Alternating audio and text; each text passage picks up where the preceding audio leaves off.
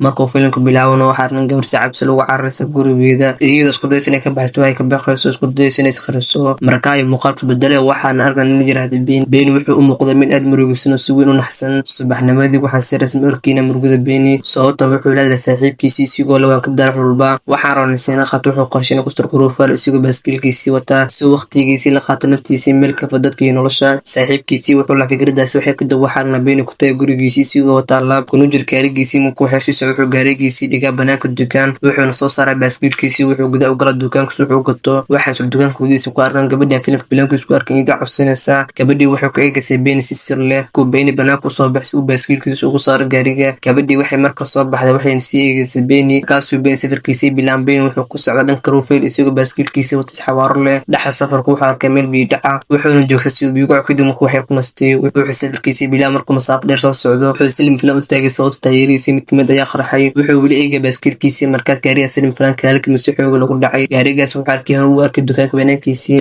gaariga sabab asal gabadhan ku arkay dukaanka gabadhii waxay baqday markay aragtay Beeni miir beelay markii hore waxay dhigaysay wadniis u hubisay inuu dhintay markii xaqiijisay Beeni waxay gaarigeedii ku ratay uu qaado meesha markii masaafo dheer socod waxay aragtay qolqadii meel cibla ku yaala markii albaabka ku raacday jawaab lama siinin waxay eegtay daaqada waxay isku dayday in walba ka eegto markii uu sin guriga aysan joogin waxay jibtay daaqada si gudaha u gasho gurigu xamad booqsan meel boor lahaa wuxuu u muuqday dadkii deganaa muddo dheeraysan imaan waxaana suurtay inaysan dib u imaan doonin hadda muuqaalku isbedelaya Beeni amir kusoo kacay gudaha gurigan gacantiisa madaxiisa ay si xun dhaawacan madaxiisa wuxuu xanaysan doonay istaag gar waayay xitaa muusan karin wuxuu ku dhacay sidoo halkaas u imid markii Beeni mirkeesha kabadhi shirka sabtay soo dhawaata kadib markii waxay wada hadlan kabadhi waxay faateen Beeni xusuusan wax shirkiisii ku saabsan markaas uu gaastinay Beeni shota markuu Beeni wadiisay bahalka ku yimid waxay ugu joogtay Beeni waxaan ku helay adigoo socodsan wadada dhexdeeda ayaan ku keenay halkan oo qalyar adeerkii leeyahay Beeni iyo kuwi waxaadana wacdan balaas bal ay gacanteedii aad bay dhaawacan tahay kabadhi ka did arintaas sidoo leh waa meel u dhow Ruufeel adeegkan halkan laga helo Beeni wuxuu dareemay inuu badan wuxuu kabadhi weydiistay caawinaad kastoo gabadhiisan dhakhtar ahayn haddana waxay dhageysanaysaa tilmaamihiisii waxay u duubtay gacantii dhaawacneed waxay bilaabaysaa inay difso dhaawacyadiisii markay u baxday jikada waxay ahayd nool cod sare ka dhex guux maskaxdeeda Salim filan muuqaalku wuxuu uruga flashback gabadhii waxay la murmayso hooyadeedii markii ka dashay hadalka hooyadeedii waxay aad daaqada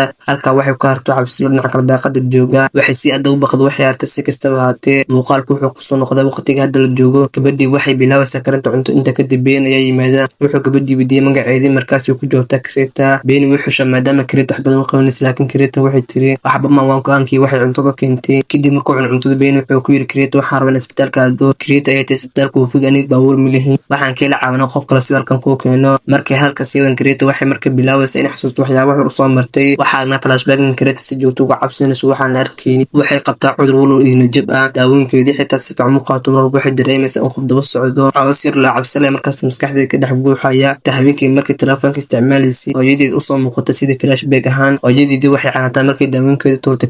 Kreta waxay been u sheegtay hooyadeedii in laga qaato daawooyinka maalin walba markaa ay muuqaal ku soo noqday waqti ka dib joogo Kreta waxa saameyn cudurka cabsi gelinayay oo markaas si calaamad maqla waxayna bilaanay ku dhiirigelin dusha Beeni codadka sirta maskaxdeeda ka dhex ku wuxuu qasbay inay qaato mid digital waxayna ku socoto qolka Beeni si u disho laakiin Salim Fly Mirrors waxay iska dash qorshe dilka ah waxayna si dhaqso ugu noqotay qolkeeda balse codadka maskaxdeeda kamaysan inuu si xoogsan sababta maysan diicin Kreta way dashwayna ka qows codadkaasi waxay wajigeeda ku dhuuqday barkiyada ku qaylinaysa inay cararto laakiin codadka ma joogsan subaxdii Beeni wuxuu isku dayay inuu caawinaad raasado wuxuu socdaa masaafo dheer ilaa uu dalmanayn gargaar markuu hospital si ugu qaato wuxuu arkay gaari yar gudaha keenta markuu u dhawdo wuxuu xaqijinay gaari dhab ah isla markii wuxuu caraysay Kreta ugu wargeliyo Kreta waxay aragtay gaariga kasta in gaariga leedahay laakiin waxay iska dhigaysaa qof aan garin gaariga si Beeni mar habaabiso waxay iska dhigaysaa inay tahay markii uu warasay gaari arato laakiin Beeni uu ku sheegay wuxuu dareen Kreta Beeni u sheegayso oo iyada gaari la Kreta waxay fintay Beeni shaka bilaaway Kreta wuxuu ku laabtay gurigeedii si degdeg ah Beeni wuxuu bilaabay baaritaanka soo la furiyaasha gaariga wuxuu fiiraasha ka meel qolka Kreta ah Kreta waqtigaas wuxuu ku jirtay inta iyada doonaysa inuu joojiyo codadka maskaxdeeda ka dhex guuxaya markaas aragtay Beeni ku soo gaariga oo weertay maxaa ku dhacay Beeni ku soo laabtay guriga si dhaqso waxayna aragtay qolkoodii foodo ah meeshii furaash dhismaysan yeelay furaash way maqnaayeen caradii Kreta way kacay codadku waxay bilaabay inay ku yiraahdaan wax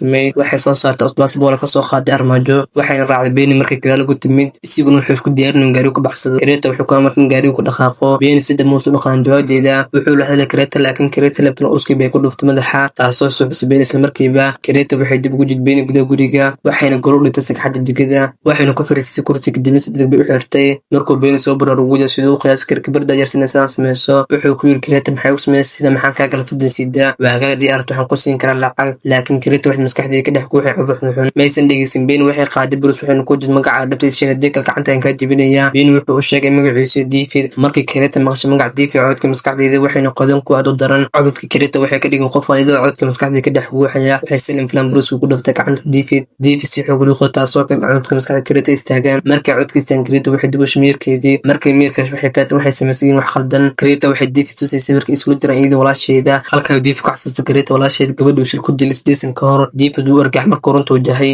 wuxuu bilan cudurdaar sameeyay qaladkii wuxuu soo badoodaa Kirita ku tirbeen baa sheegays waxa arkaysi doono adiga waa ka carartayda ku qeydinaysa waxa ka tagtay dhimaysa David xuday inuu qanco Kirita runtii waan hubiyay way dhimatay Kirita ku tir adiga maalinta waxaan ogaa maalintaas oo sarkhasneed taasi codka maskaxda Kirita markii la bilaabay ku waxaan waxayna ku dhahay David baa mas'uul ka dhibaatooyinkaaga Kirita wuxuu socday marka maskaxdiisa ku dhufto Bruce inta David codka la ka yiri dibadda gaari weyn guriga socdo kiila gurigan markuu Kirita wuxuu wadi adiga tahay Kirita wax iskarigiisa qof daacad ah waxa maray meelaha shil bay ku dhacsan baan ku soo guriga si uu joojiso inuu gudaha soo galo waxay ku tilmaamay qaadi kartaa wax yar ninkii jaamuus si Kirita wuxuu arkay ku yaal dharkeeda markaa dareemay khadi wuxuu Kirita u dhinac kale wuxuu saddex soo dhac guriga intuu socdina jikada soo arkay David Kirita waxay qaadooskay baasaboorka waxayna ku dhuftay madaxa sidoo meer beelay markii Kirita ku dhuftay markiila guriga dhiig badan ka baxay waxay si daran u dhuftay madax markaasi beebadin qarad weyn gashay waxay isku dayeen inay joojiso laakiin dhaawac maskaxda buu gaaray ninkii uu dhintay Kirita way burburtay waxay iska tagmidkii ninkii waxay gashay qolka iyadoo inisa oo eegay sidoo kalaasheeda dhintay dhanka David muddo dheer jikada ku xirnaa wuxuu helay fursad ku baxsan Kirita ma joogto guriga wuxuu arkay muddo dhugtaan wuxuu isku tiir dhug soo gaaro wuxuuna beenay kacmiis ka jirmo kacmiiska pro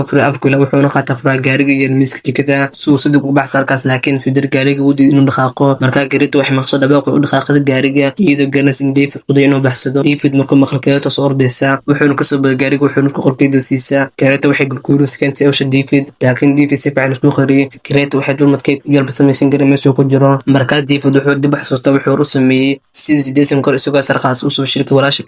Kirita sister wuxuu ku jira baaskiil markuu David ka dhacay wuxuu ka gaariga soo caawiyo wuxuu arkay wiilal laakiin wuxuu ka dhaqay booliska wuxuu si naxsan u taysii si carray waxay qoomeen ceeb kuna lamaanta joogo laakiin hadda muddo inuu shiisho kuwa qalka hor u galay markuu xaqiijin Kirita meesha ka wuxuu ku soo baxay ku dhumanayay xasuusta markiila guriga gaarigiisa tarakalkaas keenay wuxuu qorsheynay tarakaas ku baxsado laakiin markuu gurigiisa furash raadinaya Kirita sisters hortiisa ida furash ku muddo mudan David uu casab wuxuu isku dayay inuu qaato furaasha markiista Kirita waxay isku dayay inay muddo ku yarato furaha dhacdo labadoodii waxay u dhaceen Kirita si dhibyo David isna wuxuu isku dayay inuu naftiisa badbaadiyo isagoo la dagaalamo wuxuu wadin inuu gacanta ku dhigay Kirita wuxuu isku dayay muddo ka qaaday laakiin Kirita wuxuu ku riixay muddo calooshiisa uu muddo intii ku hordaamay muddo waxay si qalad ugu dhacday caloosha Kirita sinima falay oo dhimatay David wuxuu si dib u qaatay furash taraka wuxuu doonay ku takoorto bal suuxi hore maray inuu markii la qof daacad ku dhafay sigoo dhaawaca wuxuu dib ugu laabto guriga soo caawi Kirita wuxuu agoona Kirita wali way nooleed wuxuu soo saaray wuxuu u jeeday gaarigiisa isbitaalka u geeyo wuxuu bilaa safarka balse kala barkii markuu maray Kirita soo barat waxayna ka bixisay muddo caloosheeda ku jirtay dhiig fara badan David uu tajay gaarigiisa u joojiyay dhiiga laakiin koorta meel Kirita way dhimatay dhiig baxdarteeda sheekadu waxay ku dhamaanaysaa idoo Kirita ku dursay argud kulaasheeda cawdka maskaxda ku dhex guuxay xabay ku jirtay waxay ahayd ruuxanta walaasheeda ku dhiirigelinaysa David jisho markii Kirita dhimatay ruuxanta walaasheeda ayaa hortimay David wuxuu u muuqday naxdin iyo jab ninkan maanta halkaas uu ku dhamaanaya iyadoo muuqaalka uu dhimanaa mudan David oo jaay xasuustiisa jiifo shuxum saaxiib aad iyo aad oo maasata diyaarkan oo soo gaartay waxaan ku xasuusinay muuqaalka lana kala jana ka subscribe dooro subscribe ku heen aad iyo aad baa u maasantay daawade